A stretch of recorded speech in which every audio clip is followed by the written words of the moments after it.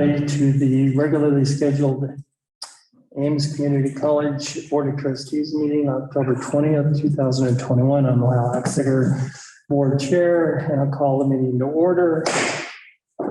Please join me in the Pledge of Allegiance.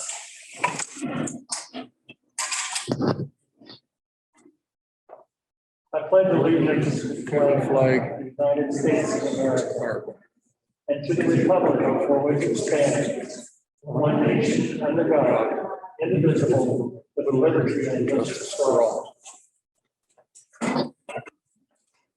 Thank you. I need a motion to approve the agenda, please. A motion that we approve the agenda?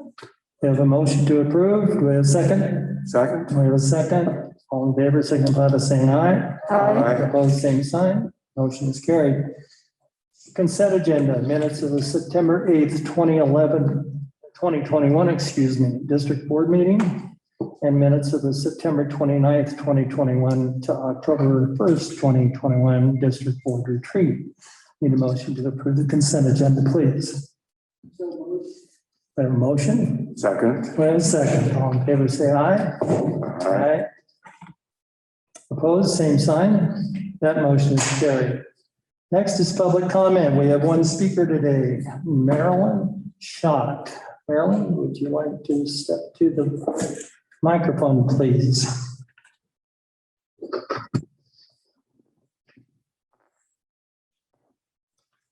And welcome. Thank you. Good afternoon. Thanks for letting me have just a minute. I just wanted to take a couple minutes to thank you. Thanks, Ames, from the partnership, Dr. B, your leadership. As you know, I am Marilyn Schott. Many of you probably don't know me broadly, but I'm the president of the UC Health Greeley Hospital. And about a year and a half ago, we started with COVID.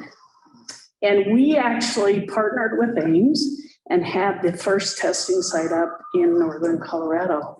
And where we are today, 18 months later, we continue to partner. And so I wanted to call out a couple people and just let everybody know where we are from a UC Health and Mike Millsaps and John Funtz.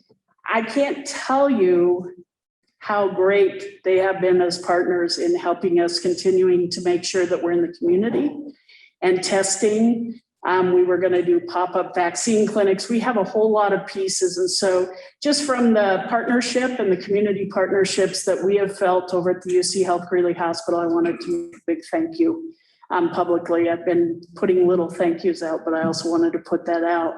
And that is part of what drove me. I just wanted to make the other statement is that's what drove me to put my name in the hat to run for the Board of Trustees. So it really is a thank you to the Ames for your community partnerships. And I heard this morning the privacy, a little bit on the quietness of where Ames is. And you guys continue to make big booms out there. And one final note, our partnerships on what we're doing with our medical students. So thank you. You are really preparing us for the future as well. Thank you very much, Marilyn, for your comments. Next, I'm going to take a chair's prerogative for just a second and ask Jerry if he would talk to us for a minute about the cards that are in front of us as trustees so that he can explain them and we can kind of, right behind your name tag there, Mark. He can explain those to us and we can kind of follow along with those through the meeting. Yes, thank you, Chair Oxiger. So based on the conversations and recommendations from the retreat back in September, it was recommended that we have a little bit better of a reminder for folks other than just at the very end of an agenda of this sort of self-assessment that you all do at each agenda. So we've taken those questions that are at the end of each agenda that you have and have placed them on the placards here laminated in front of you attached to your nameplates, just as a easier reminder, a more helpful reminder there of those conversation pieces as you go throughout the meeting. And also from Trustee Wendell, we also have created a little bit of a figure for you to be able to see as well. So that's placed there in the center. So yes, and then there's also down at the bottom, a more written out version of what is symbolized by that symbol in the middle. And so it's more just written out, the 30,000-foot level, looking at vision and purpose, 15,000-foot level of strategy and priorities, and then a 5,000-foot level of execution and who's responsible for those areas as we go throughout. So. Okay, very good. Thank you very much for that. Appreciate the effort, appreciate the cards. We'll be following those. Next is the excellence at Ames. And I'll ask Kelly Jackson to step to the mic, please.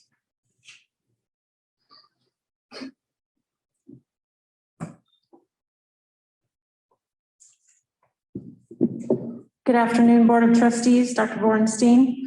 It is my privilege today to share with you another phenomenal student, alum, who was one of our first. It's pretty amazing because we do some digging around in our community to see who's where and what they're doing with their Ames education, and it's really fun to hear their stories. So serendipitously, they often come to us through connections internally and externally. When we interview and reach out into our community and find out what was most meaningful to Ames alumni, they often say it's the feeling of family and a smaller class size at Ames. That smaller class size ratio is what really drives that interpersonal connection with faculty and then leads into their success, the student success as they navigate their direction in life. Today, we profile Sue Curbs, who can say those types of connections were life-changing for her. In 1967, Ames was established. Right now, in a time that feels like a long time ago and a campus far away, we see amazing things going on as we grow. And to think of those first days back in the 1967, it does feel like it was a generation ago. Well, it's not really that long ago if you think about it. Sue knew education was important. It took the leap into leading, took the leap into attending her local community college that same year. And it really was her local community college because it was the beginning of what Ames is as we know it today. An Eton gal, she studied business in high school, entered Ames in 1967 and graduated in 1969 with an associate's degree in business. But wait, where does that family connection component come into play? Not only was it what helped her through her classes, being in the first classes at Ames, she had that personalization of the small class size. She also connected with the students. So much so, she met her future husband, David, in the spring of 1968 in a humanities class at Ames. They have been married for over 50 years. Go Sue, go David. While at Ames, Sue was honored to be the secretary of the student council and a graduate of the first graduating class. While she was with Ames, she and David are proud parents of one daughter and twin sons. They also have 7 grandchildren. Welcome to this long-standing Ames alum. We enjoy the opportunity to hear and learn more about your journey. Sue Curbs.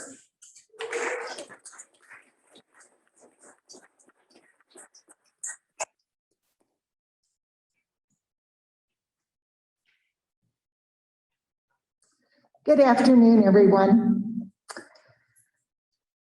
This is to the Ames Board of Trustees and faculty and the guests that are here.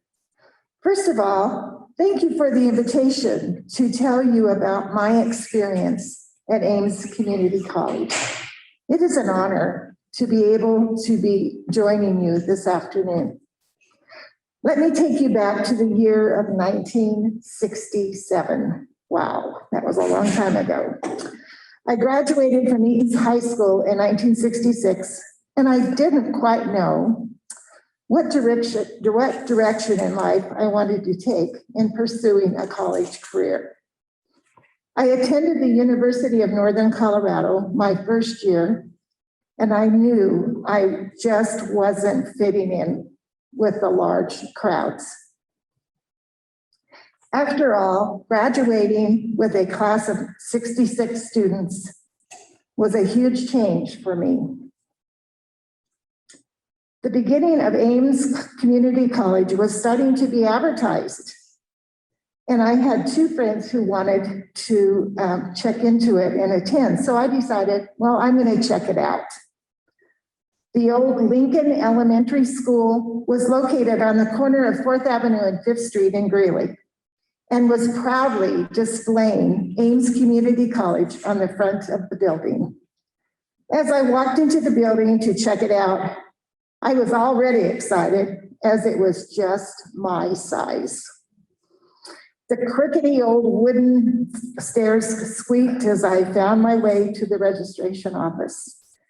As I made my way to the basement, which was the student union, I heard a lot of laughter and talking. Many students were sitting around tables, studying, or just visiting with one another. The total enrollment at that time was approximately 980 students. I knew this was the place for me. I quickly became involved and was elected secretary of the student council. During one of the first meetings that was held at the park across the street, Bob Fields stood up and made a motion to make the mascot the Aardvarks. So now you know where this all began. And I am so happy the Ames Aardvarks are still thriving. Ames had a great business department with excellent teachers. I even took 2 years of shorthand as I loved it so much. And I am happy to report I still use shorthand every day. One day I saw a good-looking guy driving this awesome and cool Pontiac. Well, that is where my husband, David, and my romance started. And I'm happy to tell you we just celebrated our 52nd anniversary. David graduated from CSU with an animal science degree. On June 6, 1969, I graduated at the Garden Theater at UNC campus with an associate in arts and science degree. This was the first graduating class of Ames. It was such an honor to shake President Ed Beatty's hand and receiving my diploma. Also signing my diploma were Kirby Hart, president of the college committee, and Margaret Houchins, secretary of the college committee. The knowledge I gained from Ames Community College has given me a lifetime career in business. I am still working as an office manager in the medical field, and I love my job. You see, I have the best boss in the world who has high standards, but always acknowledges my efforts. This is a boss who runs the business with respect for his employees. We are truly a family and care for one another on a daily basis. I give a lot of credit to the knowledge and training I learned at Ames Community College. My husband and I recently were given an awesome tour of Ames in Greeley, and we were blown away with the growth and the dedication to the students. Kelly Zaleman and Kim Joyner shared so much knowledge about Ames, and we knew their priority was the students. This warmed our hearts so much with lots of pride. And yes, I am proud to be an Ames Aardvark. And I just wanted to show you that I do have my diploma. A little worn, but it's still very much a treasure for me. So thank you again for giving me the opportunity to tell my story. Thank you.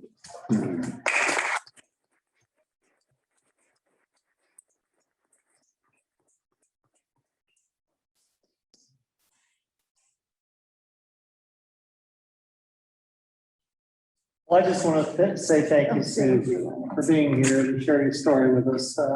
It's these kind of stories that we enjoy hearing.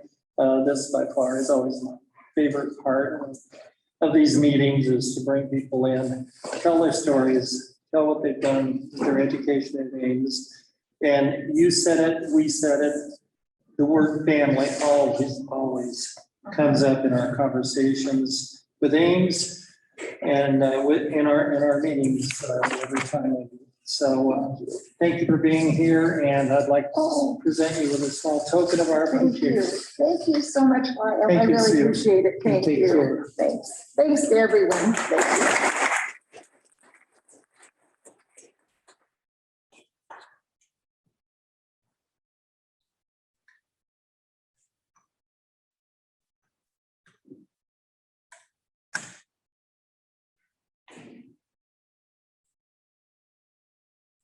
Okay, what a wonderful story. Next on the agenda is representatives to the board.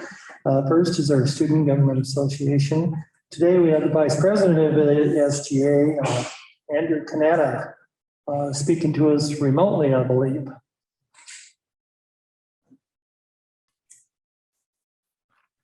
Hello, can you all hear me? Yes, sir. Excellent, awesome. Thank you. Hello. I'm glad this is working. I was concerned at first. Zoom always gives me trouble. But it is great to see you all. I know I'm an unfamiliar face. Levon Quinones, our wonderful SGA president, was unfortunately unable to attend this meeting, so I will be presenting on her behalf as interim SGA president. My name is Andrew Canetta. I am the SGA vice president of the SAIS division, and I want to say thank you so much for permitting me to step into this role of SGA president for this meeting. Now, as you can see in your board packets, our student leader teams are lining up a very busy and exciting November for our students. So rather than repeat all of the information that you have in your packets, I'd like to share a couple of the major successes of our recent events, namely the It's a Snap Human Services Resource Fair that took place on October 13th. Now, this event was organized by our Hunger Free Initiative Campus CAP member, which was Riley McGee, and he did an outstanding job creating a comfortable environment for students to learn about and kind of partake in the different community services that we have for them. This was a collaborative event. We worked with the CARE team, the Hunger Free Campus Initiative, and several community resources, which included, but were not limited to, the Weld County Human Services Department, the Weld County Food Truck, and the Weld County Food Bank. At the event, the Weld County Human Services Department representatives worked in private spaces with students to get students signed up for SNAP benefits on the same day as the event. The Weld County Food Truck, which for context is a very large food truck, it's not small. They had their shelves stocked with fruits and veggies for students at the beginning of the event. And by the end of the event, it was empty. They had given away all of the fruits and veggies, which was amazing. Overall, we had around 114 attendees at the event, which are outstanding numbers. For the event, we had ordered 75 individual pizzas, 75 salads, and 75 wraps, all in many varieties to give to students. That is 225 different lunch options for students. And by the end of the event, we had given out every single last lunch. In fact, around noon, we had to order around 40 more pizzas, and every single one of those was given out as well. All of the students and every attendee was very appreciative of the meals. And there's one particular story that stood out the most to me from this event. One particular student, before leaving the event, had a conversation with one of the student leaders that was present at the event. This student repeated thanks over and over for the lunch they had received. And in a very stark and poignant remark, they said, "If I hadn't attended this event, I wouldn't have eaten lunch today." And that stuck with all of us student leaders when we heard that. You see, this student has 3 toddlers at home and her mother that she is taking care of. And she told us that she prefers to leave food at the house for her family to eat. And so she was just incredibly thankful for the opportunity to have a meal at school. And that's just an amazing story of an amazing student. They're willing to go without lunch just for their family to have food to eat while pursuing a degree and caring for those 4 family members on her own. What is amazing to me is that this student was also able to have access to all of those resources the same day she received that lunch. And she signed up for the SNAP benefits because of the event. And now in the future, she won't have to worry about what to eat for lunch. She'll have meals because she was enabled by Ames's provision of resources to succeed. This student provides for their family on a daily basis, and now Ames is providing for her needs. Our hope is that more students like this become aware through SGA's efforts and campus activities programming efforts to make known the resources and the countless amazing opportunities we have here at Ames to succeed in our Ames community. So thank you so much. Well, thank you very much for your report. Do we have any questions? Heidi. I do. Thank you very much for all your efforts. I have a question. I don't know if you're the one, your organization is responsible for it, but in the bathrooms, in the stalls, are a beautiful, amazing poster of all the help networks out there through Ames and through the community. Are you involved with that? Because it's the best thing I've seen. So those posters are placed by campus activities programming members, yes. Yes, that's wonderful. You did a great job today. Thank you.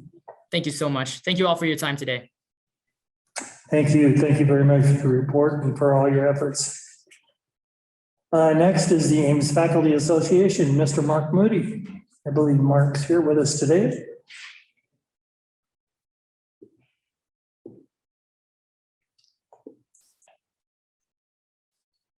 Good afternoon, Dr. Bornstein, Chair Oshinger, members of the board. We have a couple of faculty accomplishments to celebrate. First off is Professor Oakley, who has been the chair of the English department since 1994. He just recently published in the Journal of the College English Association. And then Professor Schomburg, who I've met a couple of times, has actually made some videos for our ATCC building there in the common lab downstairs. So pretty good videos if you want to see them. They're online. And then for some professional development, our Professor Becker just recently defended her dissertation and now has an EDD in education. So congrats on that. And she'll be officially graduating from University of Northern Colorado this December. So definitely congrats on that and the growth there. And then our instructor of anthropology, Professor Welker, she just did some WebAIM accessible document training. So I'm definitely looking forward to talk with her about it because we're in the same department. And then for community involvement, we have Professor Myers, who actually organized a sway dancers there, which was to, promote, for women and youth about alternatives, to violence, and it was there in Loveland in August. And I'll just say something that I did for my physical geography class a couple of weeks ago. We were learning about soils. I had the students actually bring in some samples of soils, and we analyzed to say what type it is and why they're falling apart merely because of the drought right now. So we did that in class as a little fun activity. Next week, we're going to be doing something with aquifers, which are common here in Weld County. So we're actually very excited about that. So I'll be happy to take any questions. Thank you, Mark. Any questions? So when you talk about aquifers, are you talking about the canals that run through Weld County? Yes, and also the underground ones too. So Dr. Peterson and I were having a conversation. We were all having a conversation about that earlier. That's interesting. Yeah, absolutely. So and how it's important to our ag and other industries here. So we'll be discussing that in class. I'm actually already looking forward to it now. I may have to sit in. Absolutely. 8:15 a.m. There you go. Oh, okay, I'm on the spot now, huh? Okay, any other questions, comments? Thank you very much, Mark. Okay, next is Ames Staff Association, Jen Cedar. Thank you for the popcorn.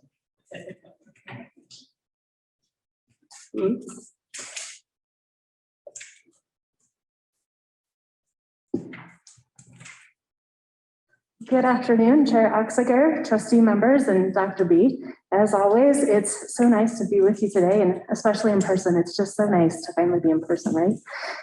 The Staff Association, we've been busy. On October 6th, we showed staff a little pack of appreciation with bags of delicious popcorn from a local Greeley shop, Mom's Popcorn. We handed out just over 425 bags of popcorn in various flavors, and we owe a big appreciation to the admin staff who helped us distribute these goodies to all their departments. It was a true team effort and definitely filled our metaphorical buckets, being able to show staff that their efforts are so much appreciated. We wanted to share our appreciation with all of you, and so you'll notice that you each have a bag of popcorn for yourselves or to share, but I'll leave that up to you what you do with it.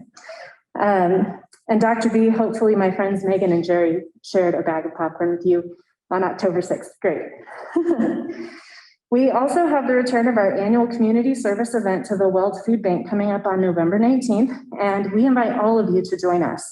We already have quite a few volunteers signed up. I think Nan told me 24 as of today, which includes our very own Dr. B and her husband, Joe. So we hope you will all take the time to come out and join us. This event is open to all employees, students, alumni, and community members. And I'd also like to thank Nan Prince. She was around, but she left. And I'd like to thank Nan Prince, our Windsor campus representative, for always taking on this event and keeping us involved and helping out in the community. Finally, I'd like to end highlighting a Ripple nomination from your packet. Today, it's the financial aid staff, Office of Financial Aid, nominated by Chris Peterson, Executive Director of Financial Aid. This Ripple has been a long time coming. The staff in financial aid is amazing. With all of the changes happening due to COVID, quickly moving to remote, federal regulations changing on a daily basis, our staff has never missed a beat. They are so resilient and can adjust at a moment's notice with no complaints. The staff will do whatever it takes to make sure students' needs are met and that students don't suffer from the changes that keep happening. On top of everything going on, they make sure we stay in compliance, get clean audits, and ensure students receive the funds necessary to pay for school. I am blessed to have what I consider the best staff on campus. Thank you for all you do. Ames and our students are lucky to have each and every one of you. And personally, in my position for the college, I work very closely with the financial aid office, and they do a phenomenal job of making sure that our students are taken care of financially, whether it be through state or federal aid or distributing foundation scholarships. Their office is definitely an integral part in making sure that our students have one less barrier to overcome while they're here at Ames. And I know that he wrote it, but Chris Peterson also deserves to be recognized for his strong leadership of the department. So thank you to financial aid for all that they do. And with that, I'll take any questions. Any questions of Jen? I do. Heidi does. The event is on November 19th, I believe so. at Windsor campus? At the Weld Food Bank. Weld Food Bank. Yes. Thank you. You're welcome. Anything else?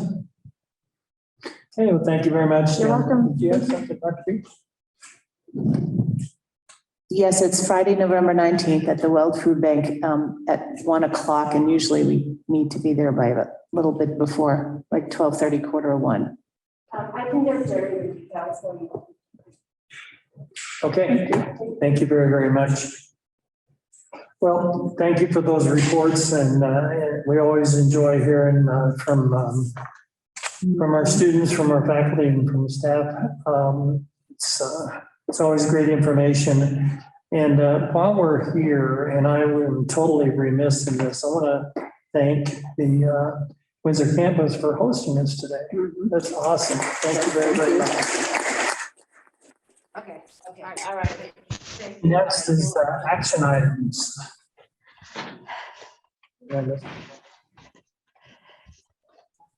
Yeah, I want to look at. Okay, it's the fireman. Okay, next is the action items. First action item A is policy 12, the board officer elections and responsibilities revision. Let me get over to that. Okay, so the summary of the issue, the trustees are revising policy 12 for the attached document. This discussion has been going on for quite some time. It occurred at the September 2021 Board of Trustees work session, and also at the 2021 Board of Trustees retreat. Basically, what this policy, what we're asking is for this policy is to take out one word, and it deals with election of the board chair. And this is to bring this policy in line with all other policies and what is generally and always acceptable. And the standard it aims is a majority vote as opposed to a unanimous vote.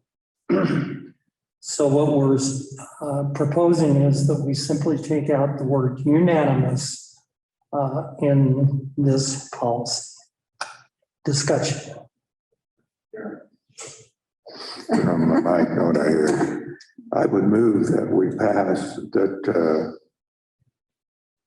where is it, Item A. Item A, is that what it is? Yes, Okay. sir. I move that we pass item A as presented. Okay, we have a motion. Do we have a second? I second that motion. We have a motion and a second. All in favor signify by saying aye. Aye. Aye. Opposed? Motion carries. Next item. Item B, resolution to dissolve certain entities and transfer property. And I'll turn it over to Chuck Jensen.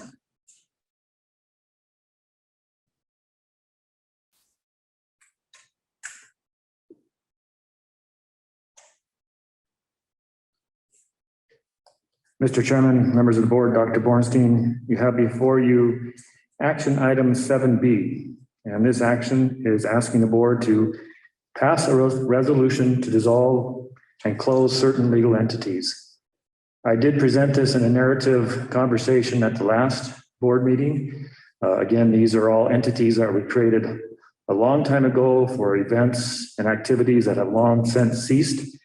And as I kind of summarized it in my last presentation, this really is a kind of a last step cleanup in dissolving and bringing back these titles of properties back to the college. So I won't elaborate on my past conversation, but we'll stand for questions, and the recommendation is to do pass this. Okay, any questions of Chuck? Just to emphasize, I guess, this has no financial impact at the college, on the college in any way, shape, or form. That's correct. Okay, thank you. Mr. Chairman, I Please. move that we approve, or a motion that we approve 7B. We have a motion to approve, I'll second. and we have a second. Thank you, Mark.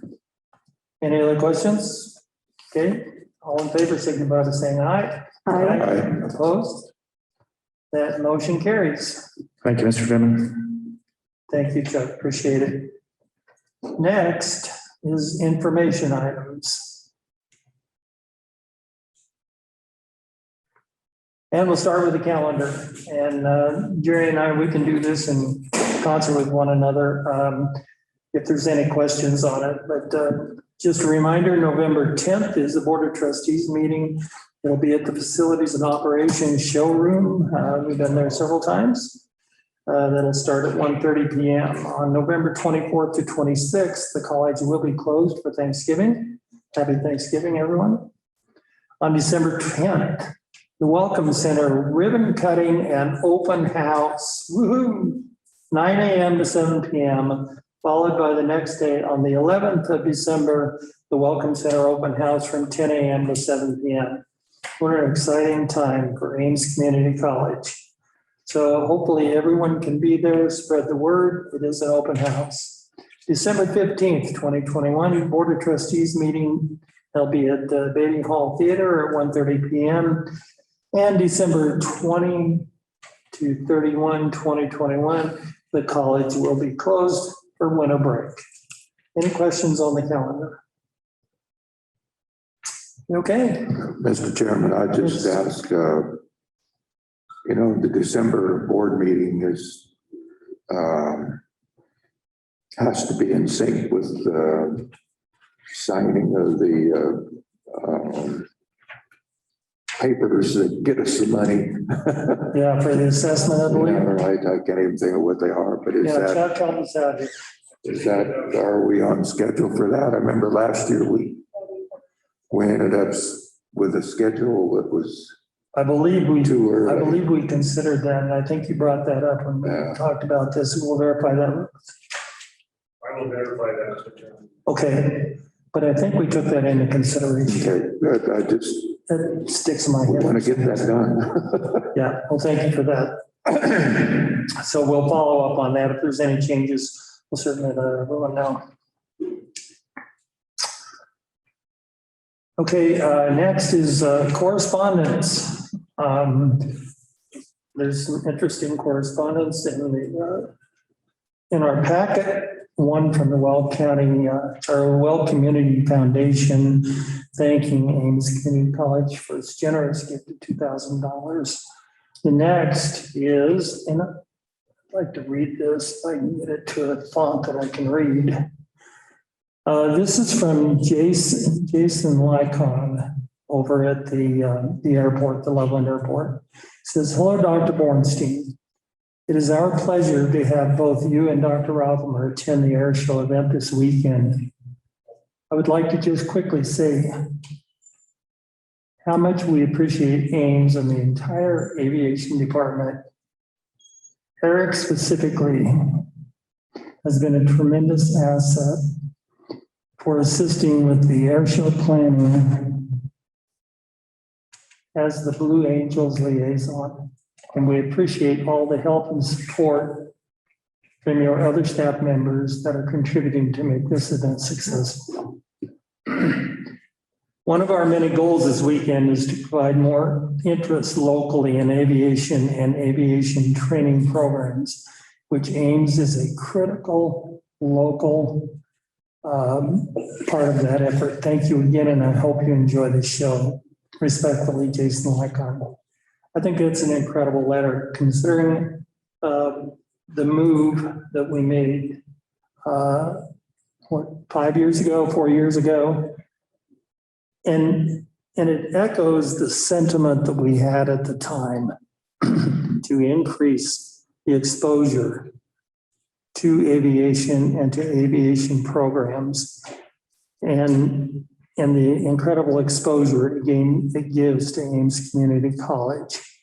So to hear this echoed several years later, exactly what we had hoped would happen is awesome, I believe. So I thought that was a great letter. Next is the Board of Trustees priorities for 2021 to 22. So I hope you all have a copy. I know you do in your packets of the Board of Trustees priorities. And I'd just like to open it up for discussion on that, because if we want to make any changes, additions, whatever, now would be a good time to discuss that. And then go ahead. Also on the bottom, in my diligent book, it's on page 60.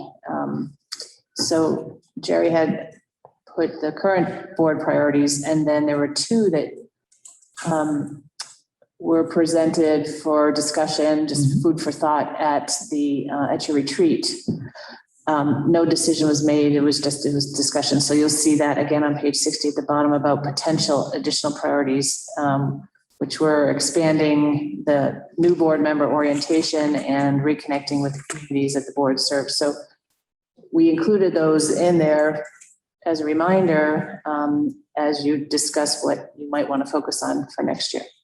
Yes, and thank you very much. So do you have any discussion on those? Yeah, I think those two additional points of view have some valid look-see. Onboarding new board members, I don't know, in that, Ray told me it takes about 5-6 months to get up to speed.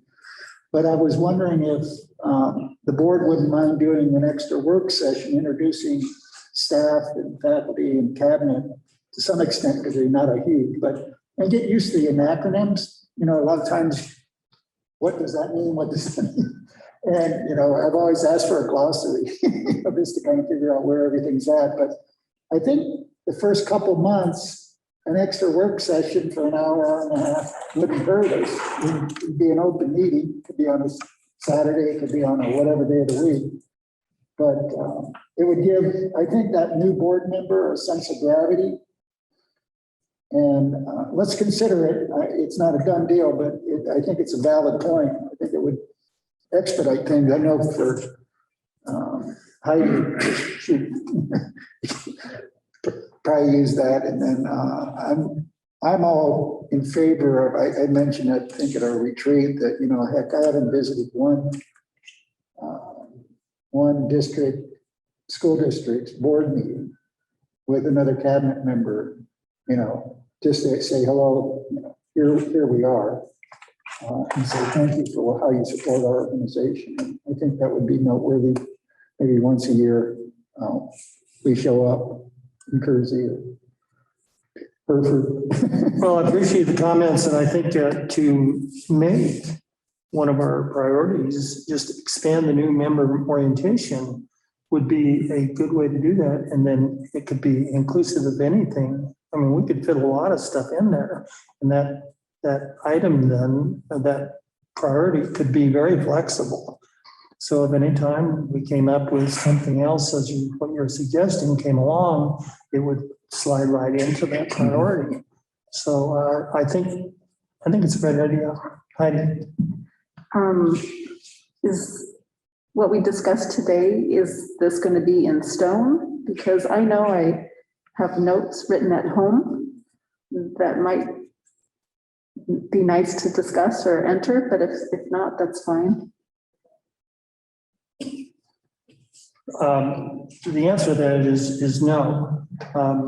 This isn't going to be voted on today. This is for discussion. So that will be an action item for November. So if you have those notes and you want to bring them in, or let us know before we establish the agenda, whatever. Okay. And we can get those included, or just bring them up to the discussion during the action item. And then the motion could include, if everybody supports it, could include the items that you're sounds good. Suggesting. The A and B, those are appropriate, and then I'll look at the items that I'm thinking about, and I'll email them to you. And if you want to put them into discussion, thank you. Yeah, and certainly that's it. I mean, these are our priorities, so we need to decide amongst all of us what we would like. It might be helpful just, you know, so we don't have to, we beat it up wordsmithing it during an action item, that we have maybe a week before and everybody throws their comments and then we leave that alone. I don't know, it's going to be you and Dr. B that would assemble it, am I correct? Well, we just set the agenda. We don't decide any of this. So we just, all we're going to do is say that this is going to be on the agenda. Okay. And we don't want to discuss ahead of time without everybody being present. Does that make sense? Sure, it makes sense. Or preamble us a little bit, and then maybe we can bring our notes in. That would be good. Sure. Yeah, bring the notes with you. What's that? Would that be Okay, so I think Jerry and I need some clarity then. Okay. Part of this conversation was to kind of get us closer to what priorities you're thinking of for this next year, so that we can prep the board packet for next month so that you can take action. So are we going to, am I hearing that we're continuing the conversation, or we're going to put it on for action and continue the discussion within the action item discussion section? That's what I'm hearing, because Heidi didn't have her notes with us and she would like to have those included. So, you know, this whole process that we're doing right now, this should have been done several months ago. Well, it's just because, So we want to get it done. Normally we would have our retreat in June. And then, this would have been discussed then, and then you would have acted in August. But we had a retreat later, and so that's fine. Yeah. So we're having to be somewhat creative here in getting this done. So just want to get it done and move on with the business of the college.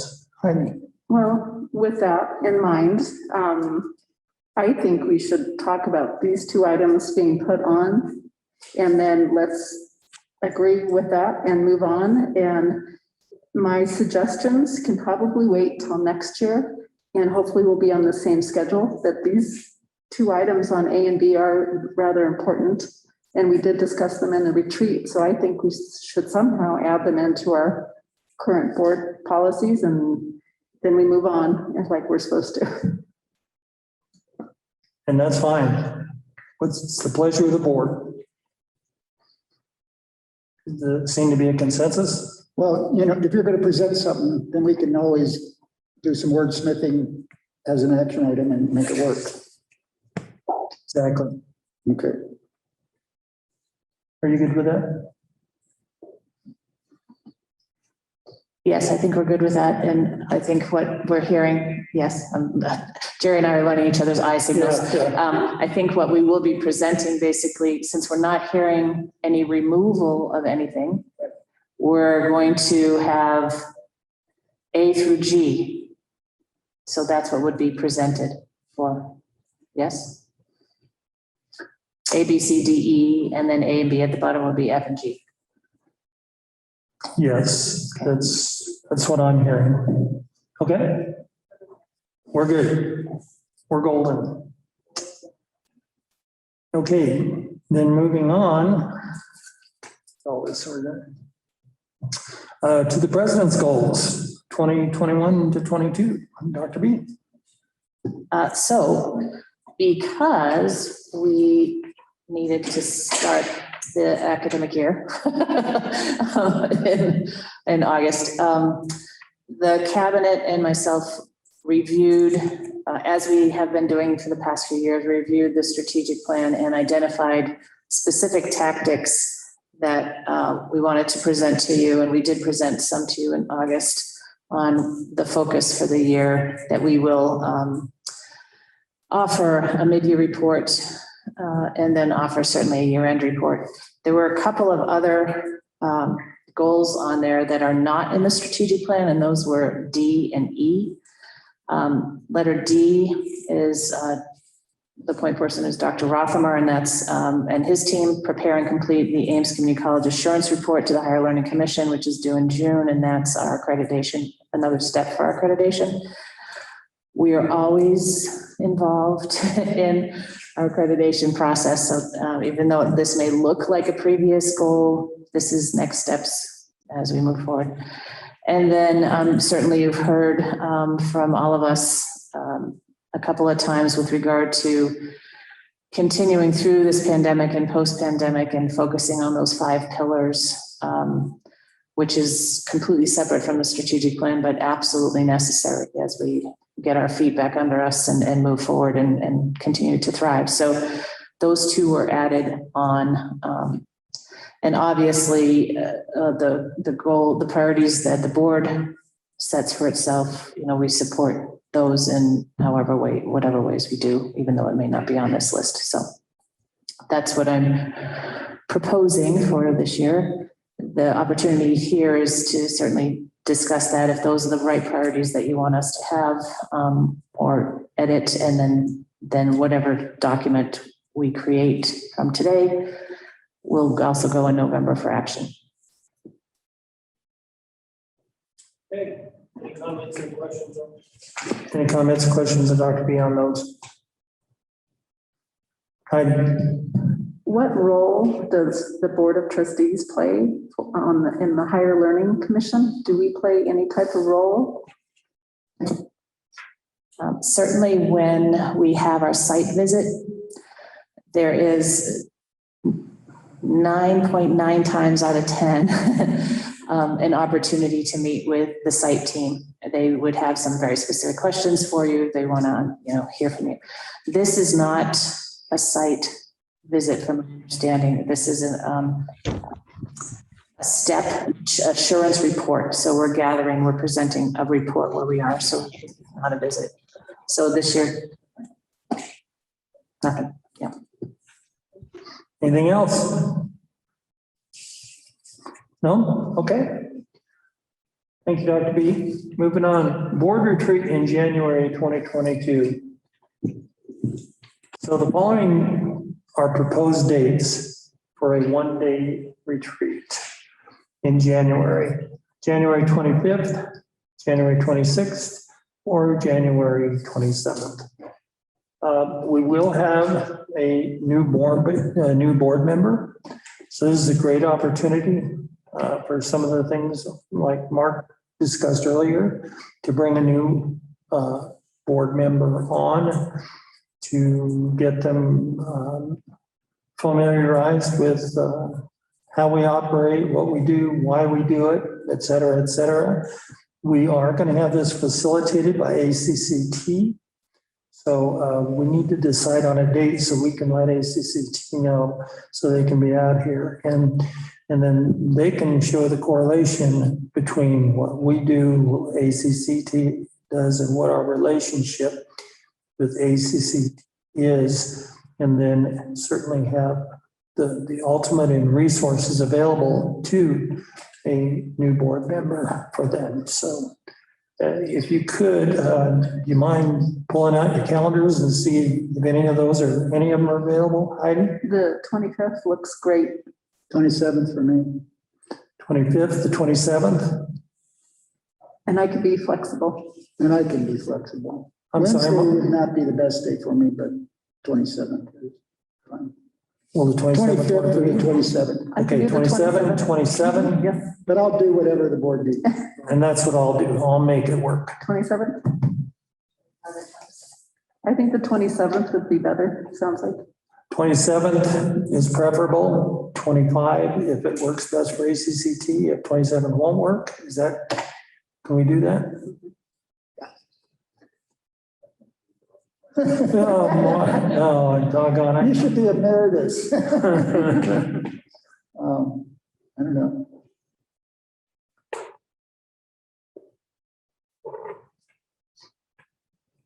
Looks like the 27th. No, I just, who's going to facilitate it? Pam, Pam? yeah, Pam Fisher will facilitate it. If she's available. I know right now she's holding a week open for us, but there's 3 colleges that are knocking on her door wanting that time slot, so need to give her a call. Okay.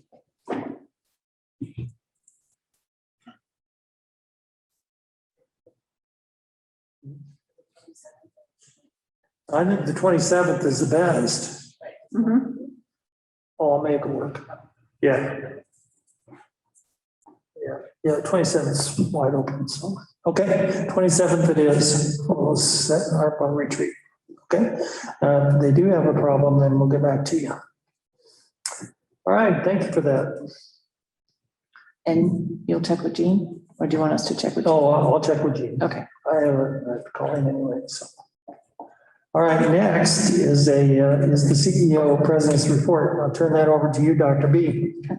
I heard some people sneaking behind me. There they are. So, so the first President's Report is from the Executive Vice President, Chief Academic Officer's Office, Dr. Rothmer. There's a couple of specific reports, a core measures report, the new academic program feasibility, and an academic master plan. Take it away, sir. Thank you, Dr. Bornstein, Chair Oxiger, members of the board. For the first part of the report around core measures, I'd like to reintroduce you to Jeff Adcock, who's our Executive Director of Institutional Research and Assessment. And he and his team put together not only this report, but much of the data that I present as well as that we do for the college. Jeff?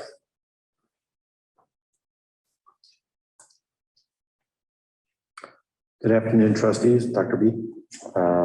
As Dr. Rothmer had noted, I'm presenting the core measures report.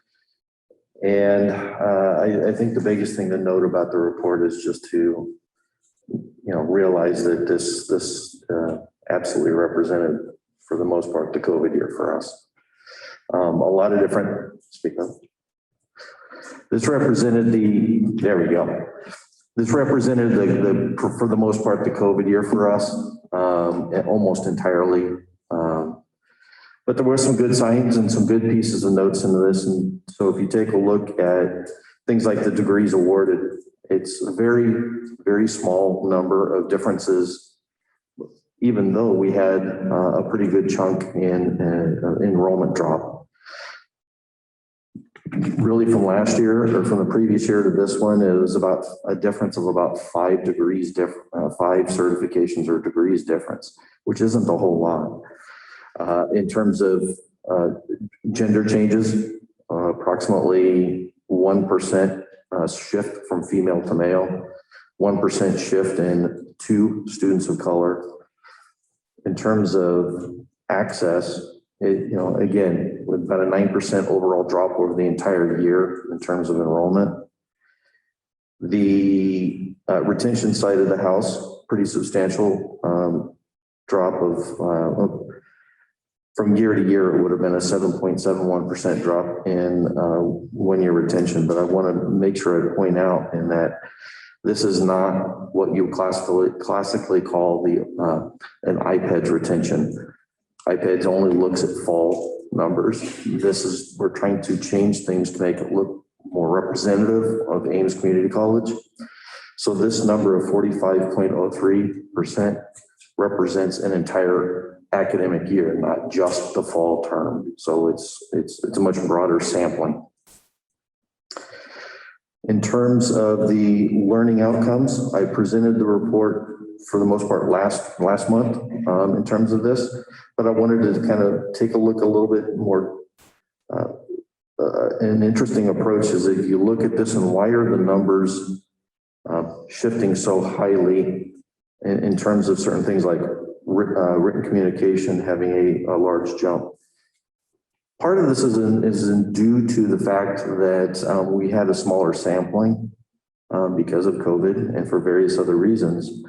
But when we take a look at some of these things jump all over the board every single year. And there's really no rhyme or reason, and we're trying to understand why there's such large shifts in different areas. For the completion report, another I think is a pretty good point forward to look at is that we're getting closer to our 3-year average, even though we were in the middle of a COVID year. So all in all, I think the 3-year average completion graduation rate is actually pretty good, comparatively speaking, that we are in the middle of a COVID year.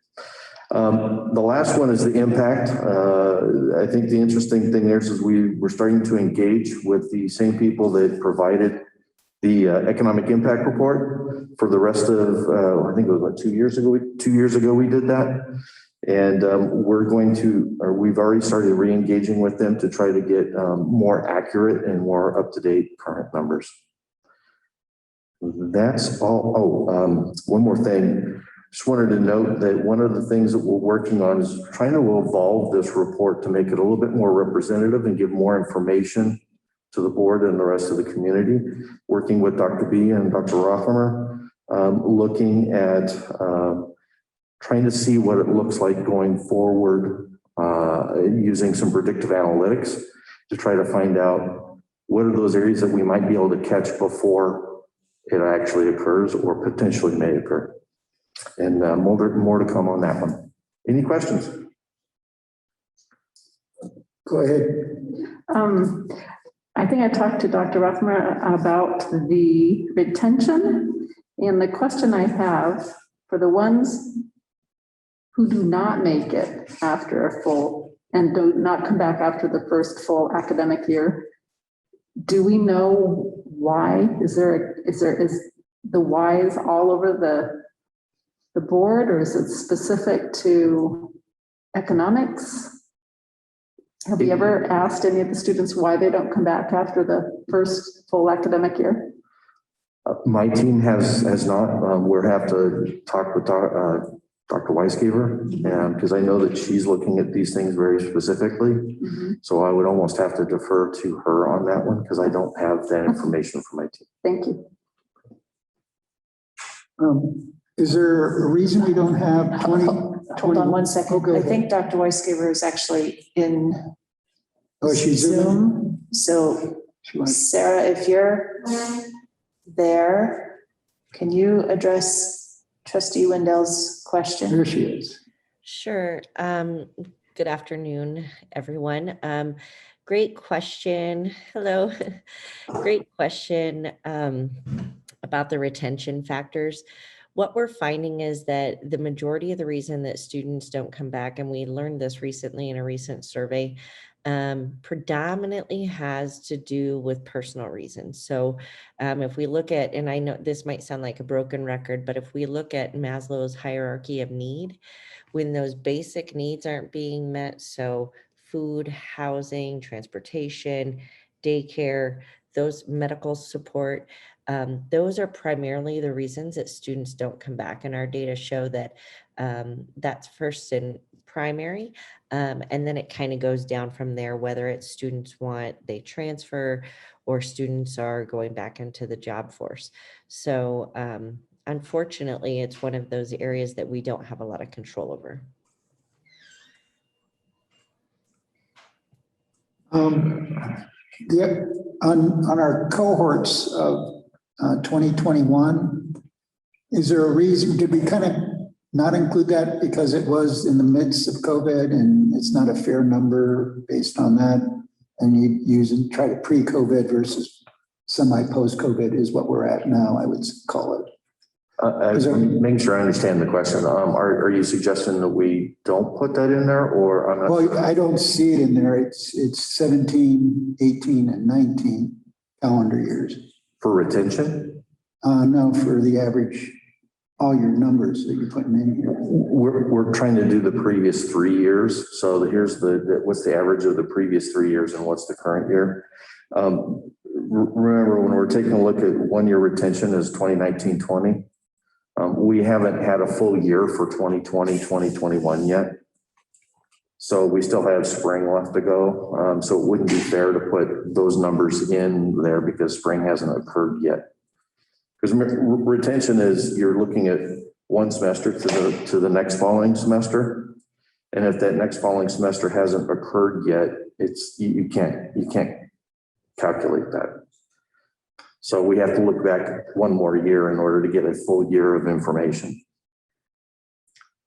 Okay, so 21, 22 is when from when? That's, I guess, my question. When you're looking at cohort year academic year 2019-2020, we're looking forward 1 year to find out what that percentage is. And that forward 1 year is the 2020-2021 year, right? And so the next, when we meet again, we'll be looking at actually the cohort of the COVID year cohort, if you will. Okay.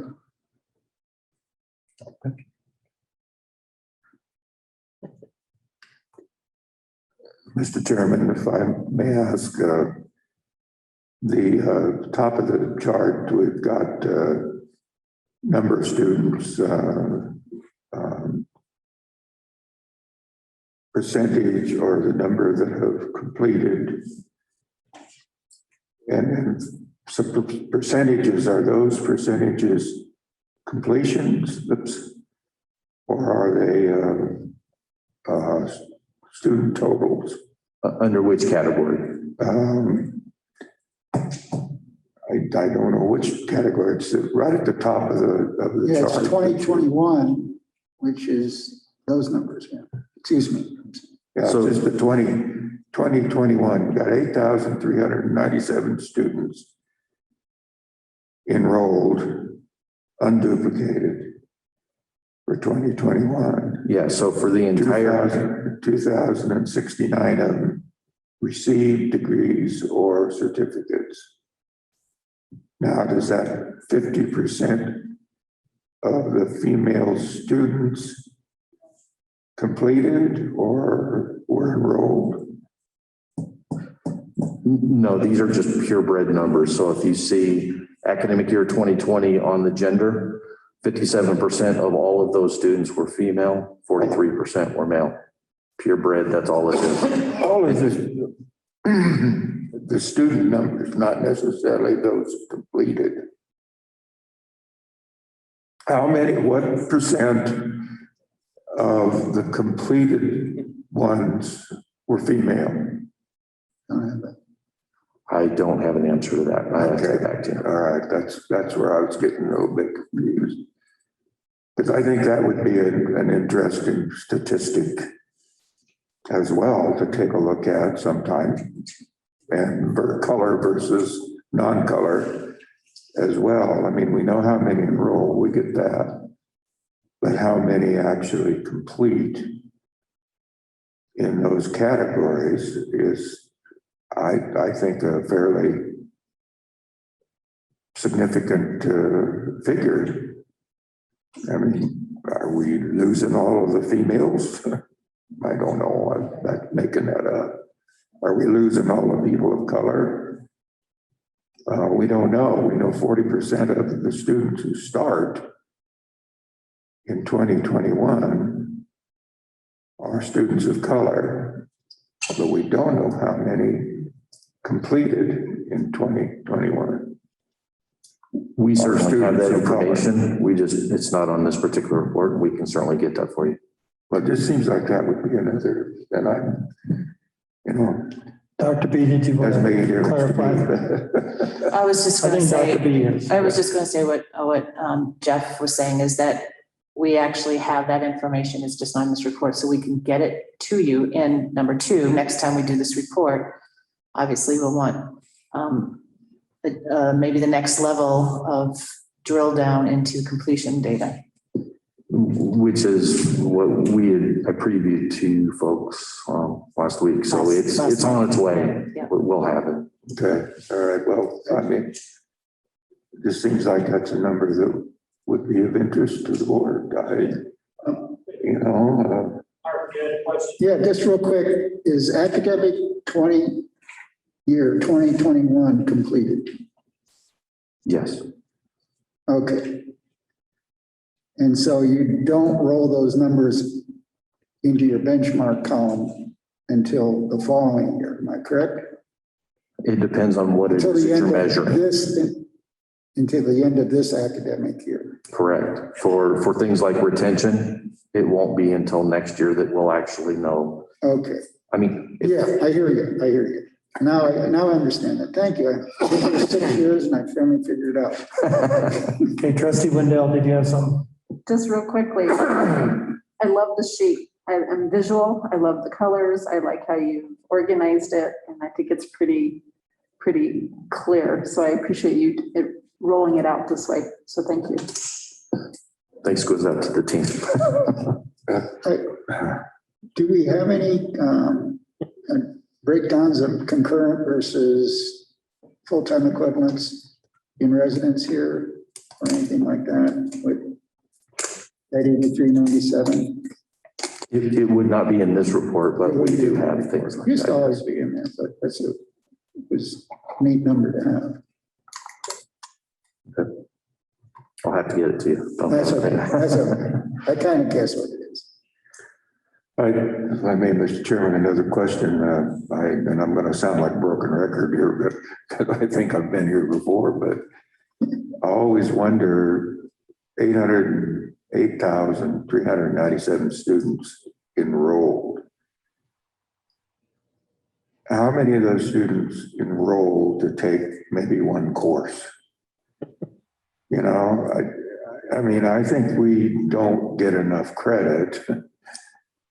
Any college, community college, or any college, I suppose, doesn't get credit enough because they're judged on how many degrees, how many certificates do you produce, or what percentage, or whatever it is. And I just often feel there ought to be some way that could be separated out so that it shows that those students who are sincerely degree or certificate oriented would be counted differently than those that, again, just take one course. I mean, hey, I can enroll and have an art course and I'm counted both to start and not counted at the end because I did what I wanted and I completed it. As far as I'm concerned, and the college did what it should do. It served me as to what I need and want. So we certainly do count them differently. I'm sorry? We certainly do count them differently. We call them degree seeking versus non-degree seeking. So we do have difference. Sarah's about to blow up here. I can tell she's.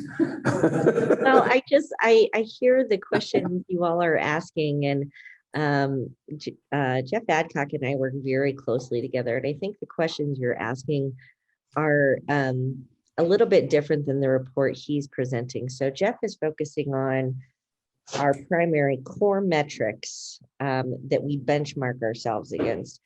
Many of the questions that are being asked are really around that deeper dive into an annual enrollment report, which we are currently working on and will be presenting to the board. And so I just want to help clarify that a little bit, where there are some parts of our core measures that overlap with enrollment.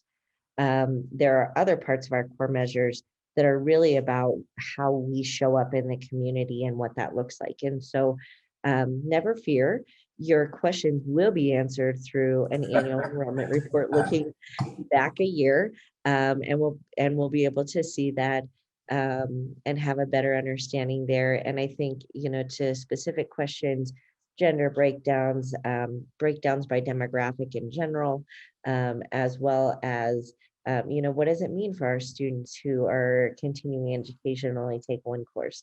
So those are all things that will be included in that report. Mark, one more time. This report, I think we got it in August.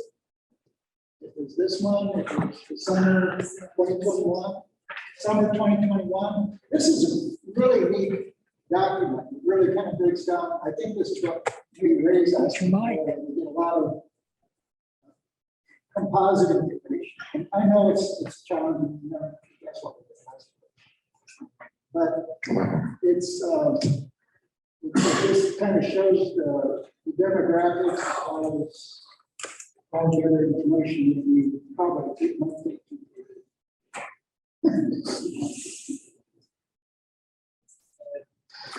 What is it? No, what is the top of that page? What does the top of that page say? It says summer 2021. Okay, and that's what Sarah was just describing, is that once a year, Jeff, as our institutional research and assessment leader, brings to the college community, including the board, the core measures report, which is what is before you. That's, if you think about it, and actually, Heidi, here comes your little icon again. This is sort of the umbrella. This is big picture, very large, how we benchmark or compare this year over the average past 3 years benchmarks. What Mark, Trustee Howard is referring to, and what Trustee Peterson is asking, is the enrollment report that you got in August that Sarah was also referring to, that she's working on, because that changes, as you all know, every semester it changes by the hour, but that is coming. So you'll have that breakdown of demographics. So these are sort of really two separate things. Well, the enrollment report impacts core measures. Core measures is way up here. Enrollment is here. So that's why Jeff is very graciously trying to answer questions that is not in this report that he's presenting. So, but the answer to your questions are coming. Sarah's going to have some, I think, a little bit today, and then some next month, but I think some today. What I like about some of these reports is they give us really great. What I like about some of these reports, they give us really great bragging rights. And it's things that we can top of mind awareness, so we can, when we're in the field talking to our constituents, we can say, boy, we're doing this, we're doing that. And just raw numbers doesn't have to, it's a little bit smoke and mirrors, but not too much. It is real. And that helps us from outside looking in. Just so you know, but I'm okay. I think I understand. Thanks, sir.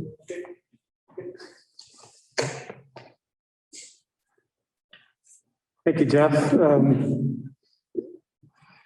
And just wait a second, see if we have the slides for the program review, viability and feasibility. And I think the way I want to introduce this in two different ways. So kind of using what we just discussed regarding the core measures report, strategic enrollment management reports. What I'm going to share with you is another layer deeper. Okay. And really, not only is it a layer deeper, when we shared this with you the last time, which was, I think, last October, and showed you the dashboard, know that that dashboard, we create that to get it in the hands of the people that are closest to the work. And if you take anything away from all of these numbers and accreditations and things that I tend to talk about up here, all of this is part of creating a systemic process for continuous improvement. And so Trustee Peterson, when you mentioned during the work session, during Zach's report about the brand refresh, that it's always improvement. And that's really what we're looking at with this data is how do we get it in the hands of the people who can use it to improve our programs, to have that best experience for our students, not only for that experience, but then that results orientation, how many are completing and all of those different aspects of that.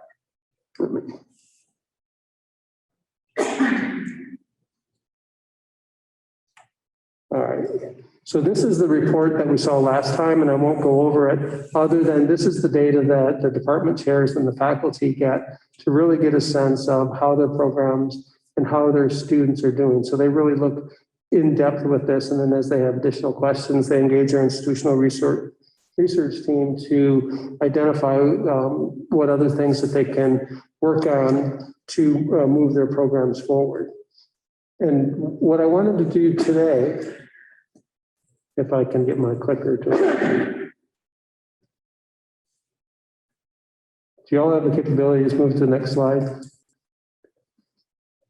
Because apparently 3 buttons is too many for Russ to push. So thank you. Really, this is an overview of what was accomplished from last year when we showed you that dashboard report. So it's truly, I think, a significant effort, and you're probably tired of hearing this, of even during COVID, of what this institution had done, in particular, our department chairs and our faculty. So we had 100% of our departments participate in this program review process. And that participation with the faculty teams were all around providing the opportunity to identify those best practices, as well as different ways that we could improve our different programs. Most importantly, and you hear us talk about this a lot, we really want to create a culture of data-informed decision-making. In order to do that, that transparency of this data and these numbers are so very important as we go forward. So in particular, with our CTE programs, as you know, most of them have advisory boards. So we share this data with those advisory boards, let them know how we're doing, and have them engage with us to identify how we can move forward in terms of best practices. And what I want to share with you on the next slide regarding the program review dashboard 3.0, again, it's always about continuous improvement. And while you see the sheet in there, that was the dashboard that they used this year, what I'd like to highlight for you now is what that next dashboard is also going to include based on the feedback that we got from the advisory committees, received from the faculty and the chairs, as well as the deans. So as we deploy the new dashboard, we're going to have demographics in there automatically on our part-time and full-time learners, enrollment by campus and program, the persistence that Jeff talked about in terms of fall to spring, and then also fall to fall retention. And then for the first time, what we're going to have in there for our CTE programs is we're going to have employment projections. So if you have a specific program in an occupational field, we'll already provide them the data of what the outlook is for employment as we work with those students and kind of those next steps. Any questions on the program review and viability process before I jump into a real quick overview of our feasibility snapshot and process? And if I go fast enough, I can avoid the difficult questions, right?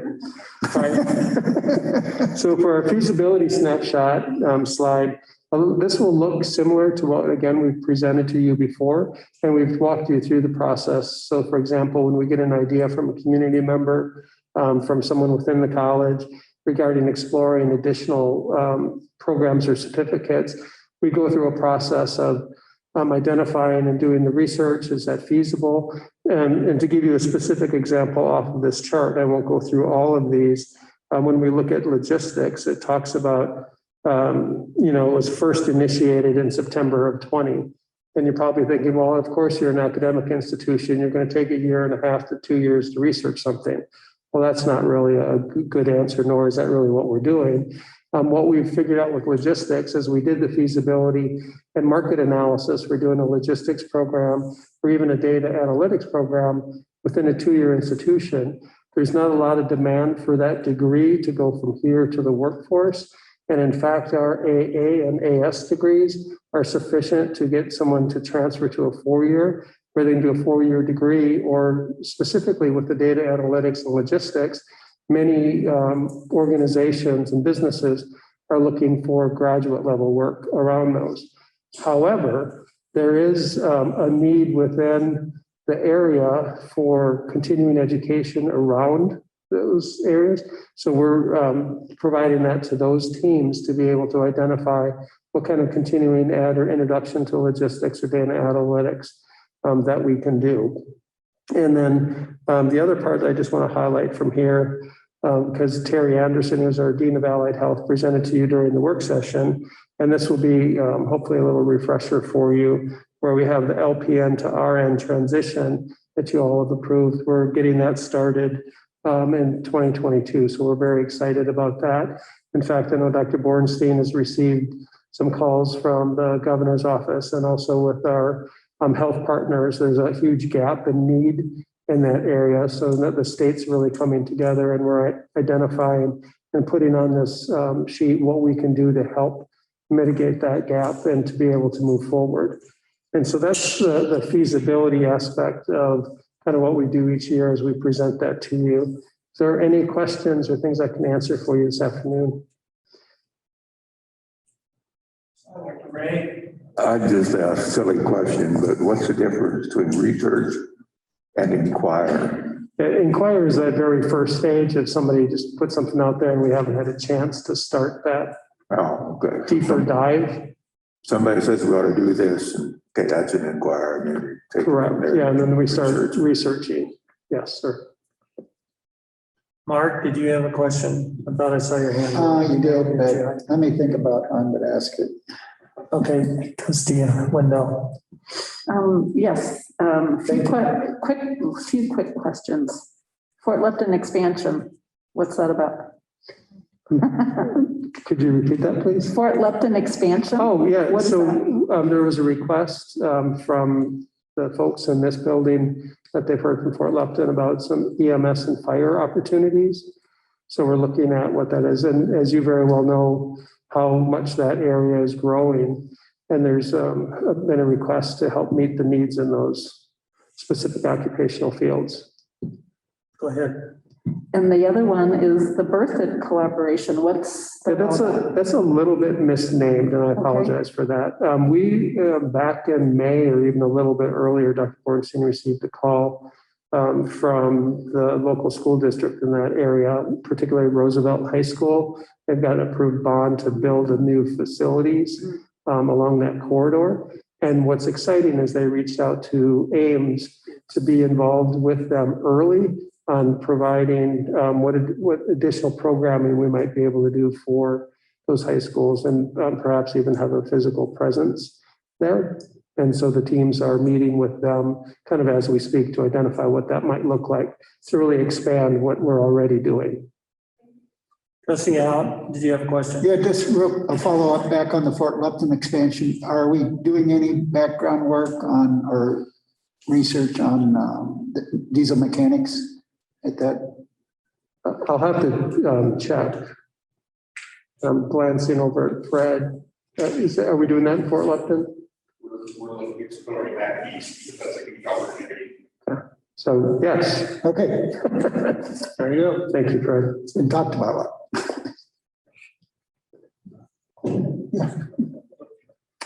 Any other highlights for, All good. okay, thank you very much. Thank you. Mr. Chuck Jensen would like to give some highlights on administrative services, budget update, and progress report on the Welcome Center naming and recognition.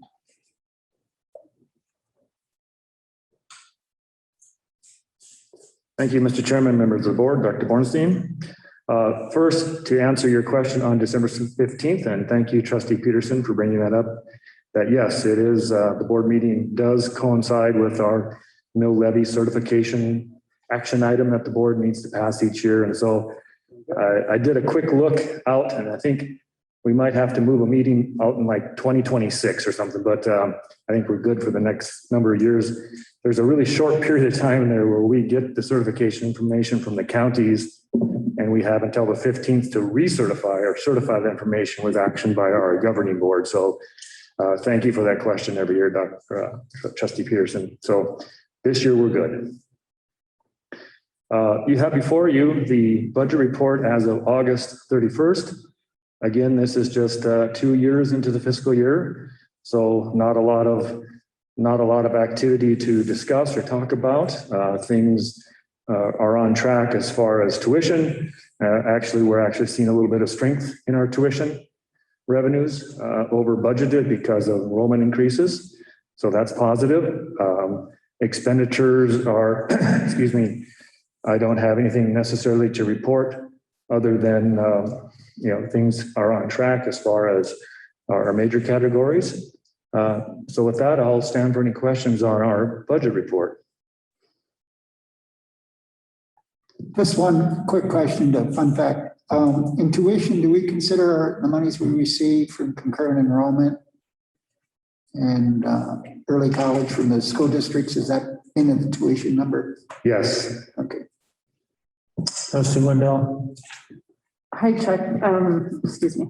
I asked earlier if you could just quickly explain the difference of the interest income service charge.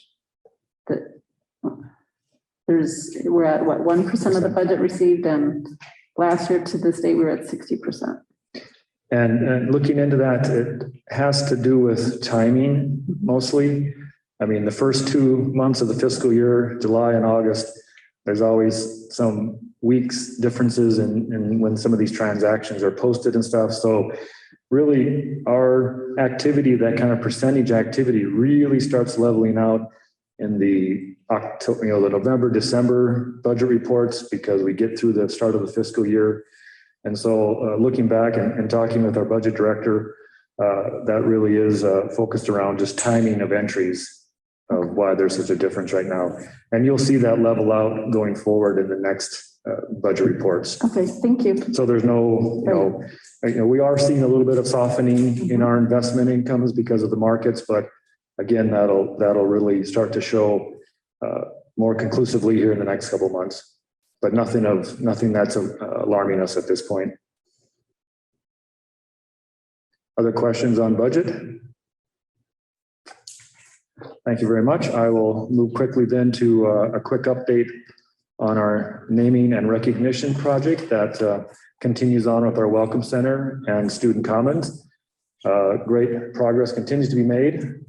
As of today, we have raised over 125,000 in the bank, and we have commitments of almost 380,000. So we're topping the $500,000 mark in our fundraising campaign in that process with the Welcome Center and the Student Commons. And Kelly and her team continue to work with donors as we look at both naming and recognition opportunities in both of those facilities. Kelly continues to report. She's done over 7 tours. She's done 7 tours so far with donors. She has 3 more coming up in the very near future. And that seems like those donors or those tours beget more tours because word gets out. And then Kelly's phone starts to ring about, hey, we'd like to take a look at this facility. So I'd like to say that the project is off and running. Momentum is gaining. We've sold, as of today, we've sold 63 or 64 seats in the auditorium. Again, that's gaining traction. And we're really into that phase now where it's, as Kelly likes to say, you're just out working working the crowd, working the donors. And again, a lot of interest, a lot of really positive comments from donors when they're touring the facility. So that's a quick update on the naming and recognition of the Welcome Center and Student Commons. I'll stand for any questions on that. Any other questions? Okay. Okay, thank you, Chuck. All right, thank you. Yeah, I was going to thank you, Trustee Peterson. Kelly goes, well, I got to leave right after I make my announcement because I got a tour at 3. Thank you. Thank you, Chuck.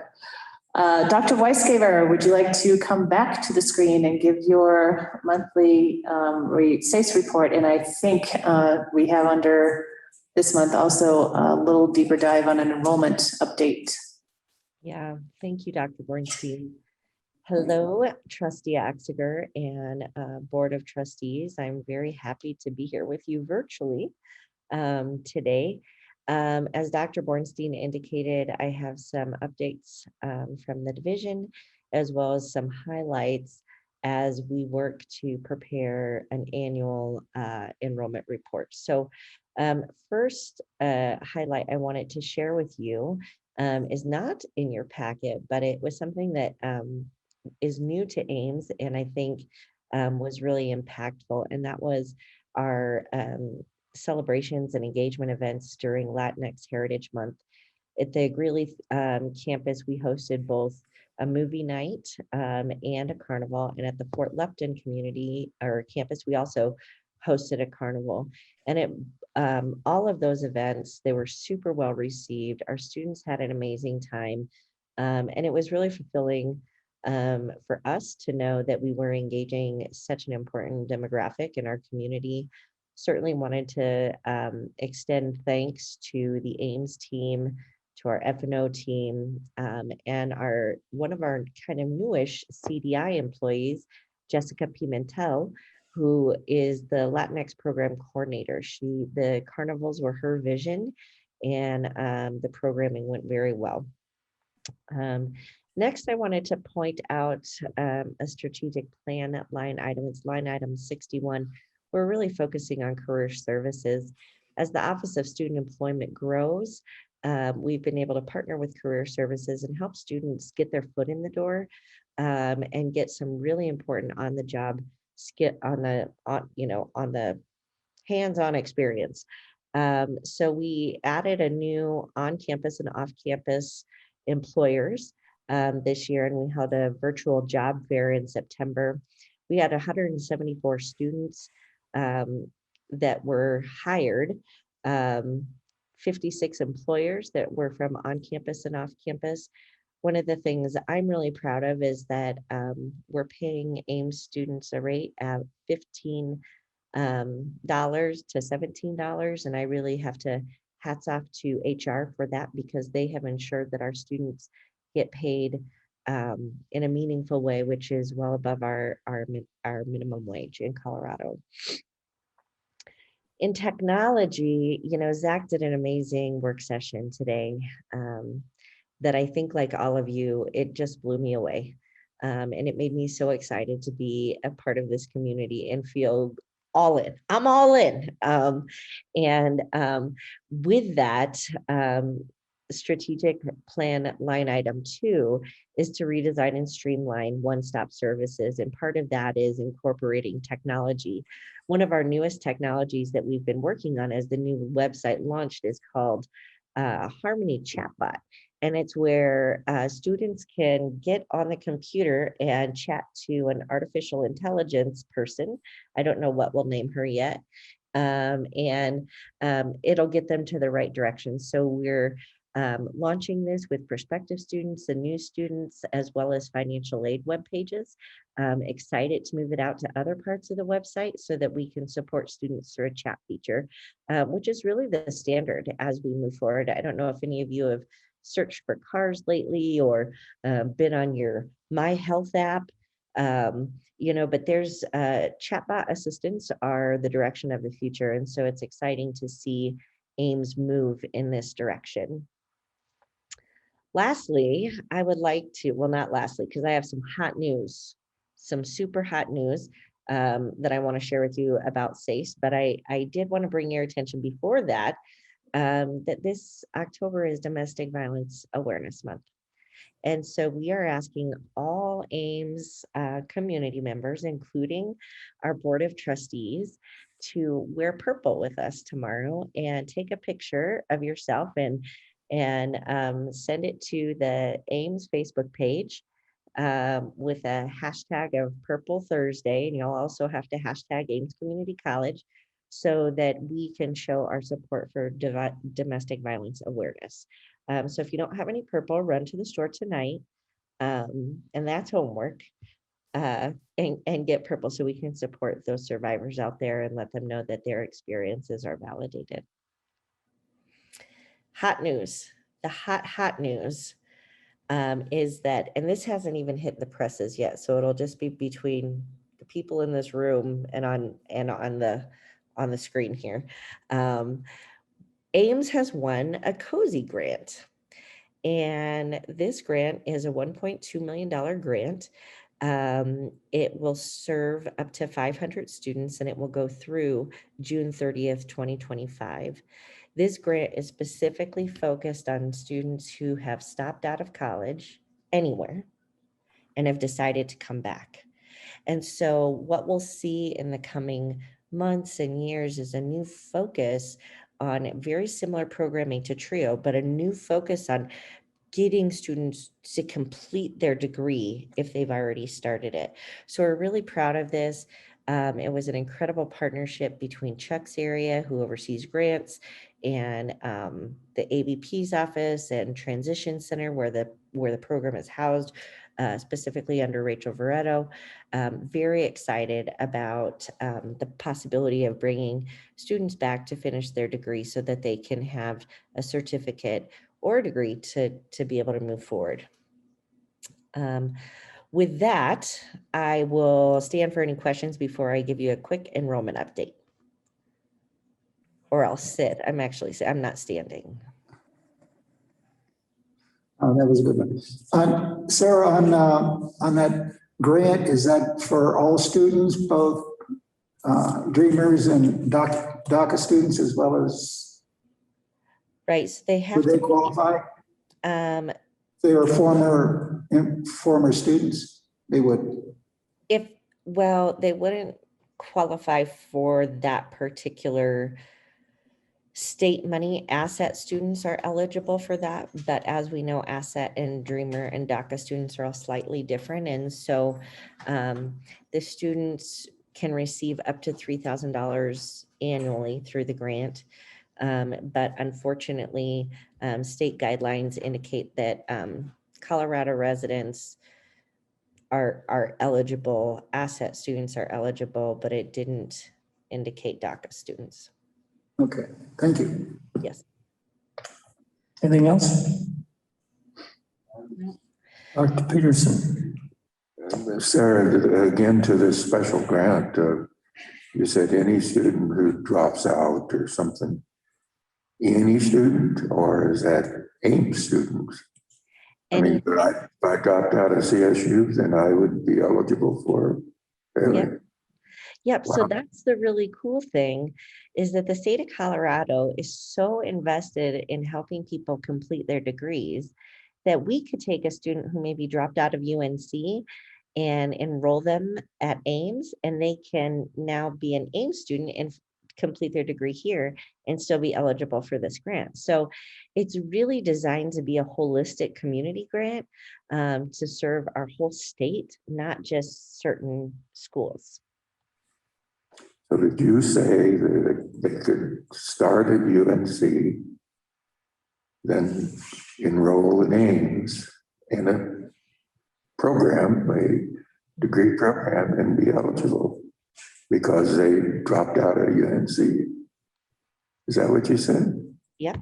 So pretend there's a student named Sarah who drops out, let's use different language, who stops. I'm trying to not use that myself. I know, and I said it twice, so shame on me too. So who stops out at UNC for whatever reason after their first year. And 3 years later, that student decides, hey, I want to go back to school. Sarah says, I need to change my career here. COVID changed my life dreams. And so they decide, I don't want to do UNC though. I think I want to do firefighting. So Sarah applies at Ames and then is directed to this COSI program where she can get up to $3,000 a year because she is part of now what they're calling a Finish What You Start grant. So the program is designed to help students across the state of Colorado finish what they started. Although it wouldn't be finishing what they started, it'd be finishing something else. Could be. I think the idea is from an educational perspective, finish what you started with your education. Finish your education. Yep. Whatever that might be, yeah. Yep, whatever. If Totally I was different doing it, program. right. I Yeah. think the new, physical fitness certificates, as soon as those would be available to college students, that could be a huge promise. I was super excited to hear Terry Anderson share with the board about those certificates. So it's a great way for people who lost their way at some point in their education to find their way back. We'll expect. One more. Yep. Dr. Wiscover, are those first in monies? First in, is Yep. you can draw on them before you draw on other resources? For housing, to take time off from work or do whatever. It's unfortunately their last dollar in. Okay. Yeah, unfortunately their last dollar in. But when we talked about, Trustee, how you had mentioned in a previous report of, what are the tidbits you can share with the community? This is definitely one of those things you're going to want to talk to your constituents about. There'll be a press release that's going out next week. And so this is a great way to talk to folks about what Ames is doing and how we're able to serve students, maybe non-traditional students who had to stop out at some point and come back. Thank you. Yes, Sarah, I wanted to know on the job fair that you had, you said 56 employers came. Can you, out of the 56 employers, can you tell us generally what service or what industry they were in? Were they all medical field? Were they? Trustee Wendell, that is a wonderful question and one that I will have to get back to you on. I don't know. I do know that of the 56, 47 were on-campus employers and 9 were off-campus employers. So I can find, I would say the majority are work study, student employment positions throughout the college, whether those are students who are wanting to work in a gym or do administrative work or someday work at a college. But I can find out, of our off-campus employers who was predominantly here. That would be wonderful. Thank you. Yes. And my last little update for you all is just around enrollment. I'm not providing as deep of a dive this month as I will be next month because I wanted to give you some information, but every September we confer degrees, and it wasn't until after our board meeting in September that we had the degrees absolutely conferred for academic year 2021. So what we're looking at is a little bit of what Jeff Adcock talked about earlier, and you see there in your packet. We had total combined graduates for fall, spring, and summer. We had 2,140 degrees awarded, and the total number of students was 1,285. So what that tells us is a lot of students are getting multiple certificates and awards. And that's an important thing for us to remember. And I think going back to Ray's comment about, what about the students who are here just for a class? These are the students who are here building multiple certificates as they go, really reaching those higher goals. So we see this oftentimes in our CTE programs. Speaking of CTE programs, the #1 certificate earned this year in this last academic year was the nurse aide certificate. We had 148 students who earned this certificate. Couldn't have been better. Given that it's COVID, I think there were so many people called to the health professions because they really want to help. And as far as the degree with the highest number of graduates, it is not surprising, and it's excellent to hear that it's our AA of Liberal Arts degree. This is a general degree that allows students to transfer to so many different majors. And so I think it's one of our strongest offerings at Ames, and continues to be something that Ames is known for, and students take advantage of here. So I'm excited to share with you next month and give you the down and dirty, the down and pretty. We'll see what the COVID year really meant for us, and give you some details around, as we disaggregate those data and start to pull them apart for the year, what did that really mean for Ames? Is there any questions that I can answer based on what I've shared with you today? Looks like you're covered. All right. Well, thank you so very much. I appreciate the opportunity to discuss with you, and I hope you'll have a wonderful afternoon. Thank you, Dr. Weisgeber. So to get to wrapping up the president's report, you have in your packet community meetings of note for this month. It's kind of nice because different organizations across our service area are now starting to kind of get back in person. So, and as is Ames. So we had our great Aardvark and Bark, we had our convocation day. You'll see on the list, was able to head down to Fort Lepton, because we live in Greeley, for the chamber annual dinner, and that was nice. Certainly the highlight, I would say, Chair Oxker read a note from Jason. Certainly for me, I would say it was the Great Colorado Air Show. I've been to air shows before, and that was years ago. I just remember a lot of sitting and waiting in between events. This was amazing. I mean, it was non-stop, and it was awesome, every single piece. I know I sent to each of you the video that Jake, who's our UAS, yeah, I always have to get those letters.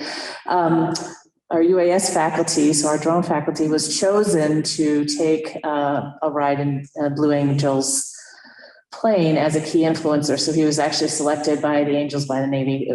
Big deal. And I just, again, say this publicly because it was, I think you all said you watched it. It was quite a ride.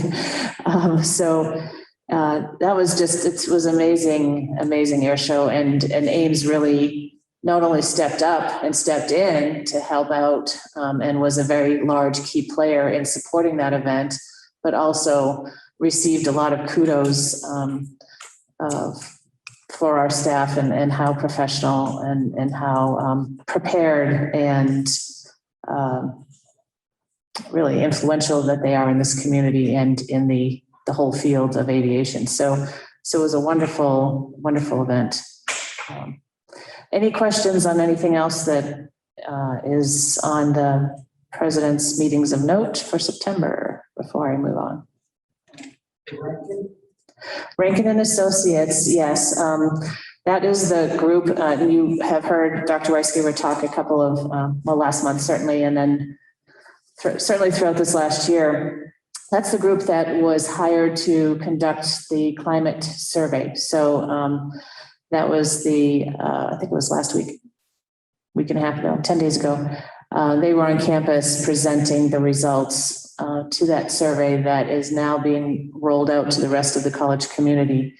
Dr. Weisgaber does have a plan to bring those results to the board, and we're going to be doing that at some point, probably in the spring semester, as we move and roll things out this fall to let folks know what's happening. So, any other questions? No? Okay. Just I shouldn't say just, the employee report you have there. I don't know, is there anyone here that has a new employee that you want to introduce? Because we're now back to in-person doing that. Woo! No. Okay. All right. So you'll see in the employee report, new hires and folks who are leaving the employment of the college. And that really concludes my report, unless you have any questions. No questions. Okay. All right. Thank you very much. Okay. Thank you, Dr. Bean. All right. Comments from board members. Who wants to kick it off? Go ahead, Ray. I guess going back a bit to the air show, and I'll say it publicly, I guess, but I watched that video and I just worked myself to death trying to keep my balance and get my breath. And the other thing, trying to figure out where the heck we were. I was watching the train and seeing if I could identify some fields or something, and all of a sudden we're back at the airport. It was just an amazing thing. But in that same vein, I just think that is one more kudo for us moving our program over here. I think not only for the sake of the program, but I think we have done good work by cooperating with the board and what's going on here. I know they've been talked about for quite a while. They're going to have commercial service, and they now have it. At least one airline has come in and is servicing this area. So anyway, I just think that's another feather in the hat of how good Ames is and continues to be. So, and kudos to the staff too for all of your reporting today. Doggone it, good work, and obviously a lot of commitment to the institution and to your own roles, and it's just wonderful to hear it. Super deal. All right, thank you, Dr. Peterson. Who's next? Go ahead, Heidi. Are we at the point of what we've learned or just comments right now? Oh, we're at comments. Comments. I just think everyone has just done an amazing job. I mean, I know it's your job, but what you have to do to collect all the data and analyze it and then bring outside professionals to come in and manage that as far as the marketing and the website. And I mean, everyone just does a professional job. Every time I'm here, I'm very impressed and want to thank everyone for doing such a great job. Good. Well, thank you very much, Mark. I was at the aardvark that was.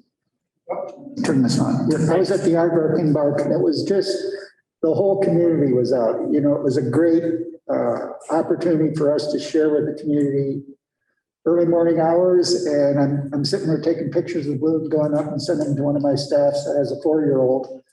And then she walks up behind me and her daughter was with her. And that was a fun experience. And I'm glad I went. In the air show, I happened to be over at Centera doing a little bit of shopping, and then all of a sudden this four jets plane over you at about 200 feet or 300 feet above you, I'm guessing, almost touching out. And, thank God our relationship that Eric has with that probably was a great influence to it, I would imagine, and kudos to him and the staff that way, as well as our college. We're very fortunate to share that wealth of knowledge on his part. And Jake, I was envious to some extent, but not really. I can imagine what it is. I've flown loops in a smaller plane, but not a jet, going crazy speeds. I want to thank Dr. B for reaching out to Anita on her Catholic Charities cold weather shelter staffing needs. And I think you put her, Jerry put her in touch with someone. Hopefully we need to hire 12 people. They're paying 17 and 19 bucks an hour for 2 shifts. So I'm putting a little plug in there, but bear with me. And then the ACC conference, it's got its wheels back on. It rolled down. I think it did a great job. San Diego is a beautiful town to share it in, and that was great. There was a fellow that said hello, and his last name is kind of Wachowski or something. David, does that ring a bell? From Tucson? He's at Arizona, Tucson. David, slender fellow. I thought his first name was David, but he said hello. Anyways, might not have his name right. But it had a ski on it, SKY on the end of his name, SKI. You know what I'm talking about? Okay, so he said Aide that way. No, I mean, the reports were great. We always try to figure out how for us to take them back to the people that we talk to. And I think we have a lot to be thankful for as we, we're coming out, hopefully, the skinny end of the tunnel and to the fatter end where there's more light. And again, staff, what you guys have done in the last 18 to 20 months, Dr. B, is noteworthy across the board. That was said at the conference entirely. It was stressful times. And you were juggling cats and didn't know how to, but you did it. Within 30 days, all of a sudden, or 2 weeks, it happened. We were able to light up the fires and get everything working. So got a lot to be thankful for at this college.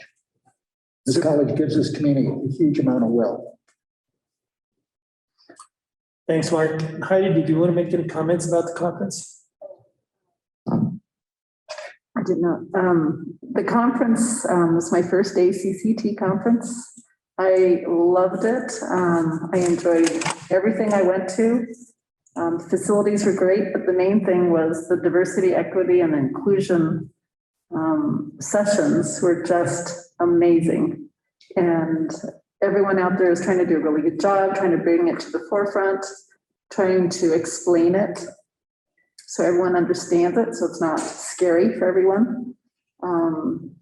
It was just a really wonderful conference, and I really appreciate you sending me to there. I mean, the board makes sense to me. And someone said, if you want to do something really good for students, the best place to be is at a community college.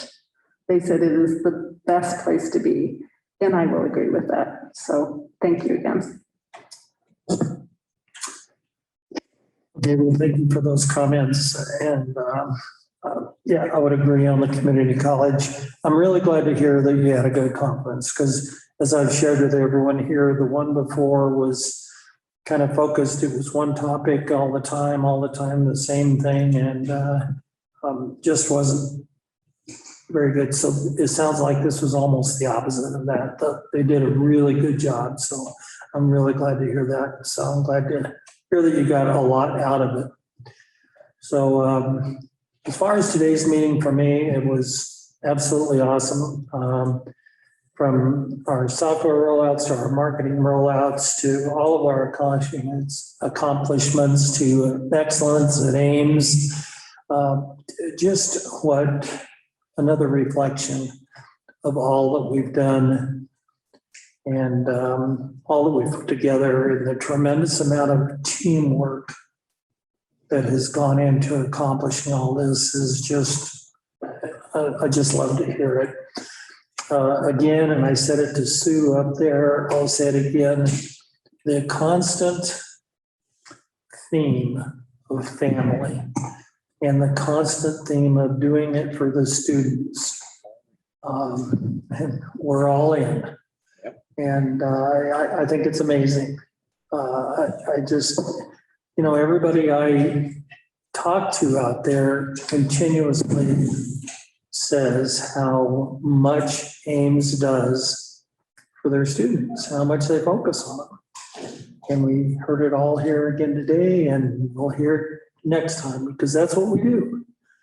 It's just the culmination of it. So thank you all. Thank you all for your efforts, for all the hard work and the dedication. And thank you all for being part of the Ames family. We as a board appreciate it. I know I speak for all of us. So assessment of the board meeting. I don't know, I'll leave it up to you. Do you want to go through each one individually, or do you want to just say, are there any of them that you want to comment? Do you think the little boards helped as we went through the meeting to kind of remind us where we're at in the meeting? Heidi? Well, yes, I think that was wonderful.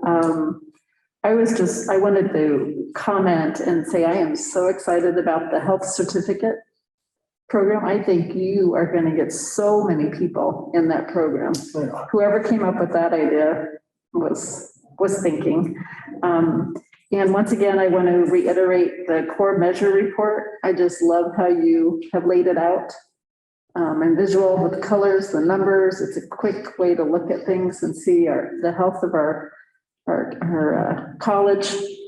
And then I do have to say one more thing about the posters in the bathroom stalls.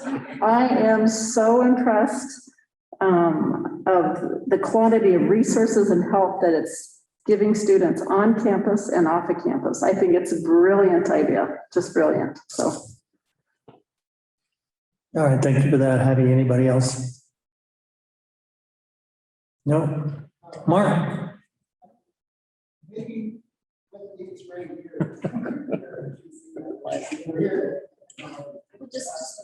Just move. We know who you are. You can turn that around if you forget. At a retreat, we did have a good discussion about Robert's rules. Mm-hmm. And that might be another little footnote to put down there so we become a little bit more, maybe I gave Lyle some information on that, the quick study. And so we get a little bit more point of order, stuff like this. We need to be a little bit more mindful of that. And that would be the only other suggestion if I looked at this sheet in my head, if that makes sense. Okay. And we do have the. Oh, you're fine. Just sorry, I spoke out of turn. Jerry is our parliamentarian, and he does have the book over there. So if we ever have a question or we get stuck somewhere, we can certainly look that up. And he's already got a foundation with regard to that, and also being a quick study and brushing up on it. So super. Okay, so we have the official dictionary, I guess. Dr. Peterson. I just comment on the board meeting assessment. The one thing that always jumps out at me is, did we receive the information we needed? And was it effective? And yes, we did. Mm-hmm. It just, I'm always impressed with the amount of information that we have to work on every issue, frankly. And so, that gets an A in my assessment of the board meeting. And it's just wonderful. So, okay. Other than that, I think we're doing pretty well. I've always said that. I think we operate pretty doggone effectively and appropriately. So, All right, well, thank you very much. Anything else? Okay, next is executive session. It's allowed by Colorado Revised Statutes 24-6-402. Parent 4, parent F, the board will adjourn into executive session to discuss personnel matters. So we'll adjourn and then we'll go up to room where? It'll be in room 210, so I can. 210 upstairs. Okay. We will discuss personnel matters. We will not make any decisions. And we will adjourn from this meeting up there when we're done with the executive session, so we won't be coming down here. So you're all free to go as we adjourn into executive session. So I will need a motion to adjourn to executive session and a second. I motion to adjourn to executive session. I would second that, Mr. We have a Chairman. motion and a second to adjourn to executive session. All in favor, say aye. Aye. Opposed? Okay, we are adjourned to executive session.